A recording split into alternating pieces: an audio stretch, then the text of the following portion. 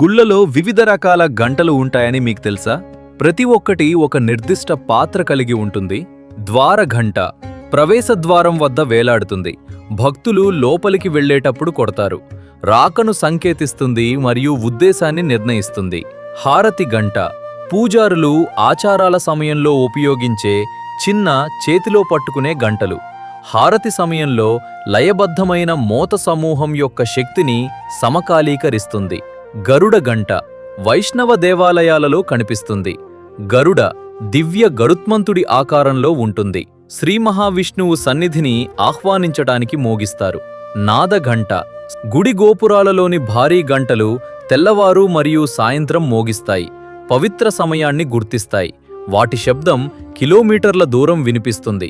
మొత్తం సమాజాన్ని ప్రార్థనకు పిలుస్తుంది.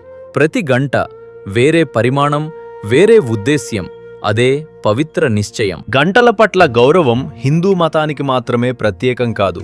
ఇది సార్వత్రిక ఆధ్యాత్మిక సహజాతం. బౌద్ధ మతంలో గంట జ్ఞానాన్ని మరియు ధర్మశబ్దాన్ని సూచిస్తుంది. మేల్కొలుపు పిలుపు. క్రైస్తవ మతంలో చర్చి గంటలు విశ్వాసులను ప్రార్థనకు పిలుస్తాయి మరియు పవిత్ర సందర్భాలను గుర్తిస్తాయి.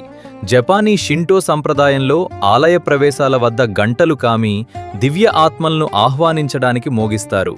టిబెటన్ ఇది విజ్ఞానం, ఇది శాస్త్రం, ఇది శబ్దం, ఇది నిశ్శబ్దం. తదుపరిసారి మీరు గుడిలోకి నడిచి ఆ గంట వైపు చేయి చాపినప్పుడు గుర్తుంచుకోండి, మీరు కేవలం శబ్దం చేయటం లేదు, మీరు విశ్వంతో సమలేఖనమవుతున్నారు. మీరు మిమ్మల్ని మీరు మేల్కొల్పుతున్నారు. మీరు చెప్తున్నారు, నేనిక్కడ ఉన్నాను, నేను ప్రస్తుతంలో ఉన్నాను, నేను సిద్ధంగా ఉన్నాను. ప్రేమతో కొట్టండి. ఈ వీడియో మీకు నచ్చిందంటే దయచేసి లైక్ చేయండి, షేర్ చేయండి మరియు సబ్స్క్రైబ్ చేయండి. మరియు వ్యాఖ్యలలో చెప్పండి మీకు ఏ గుడిగంట అత్యంత లోతైన అనుభూతిని కలిగించింది. మళ్ళీ కలుద్దాం.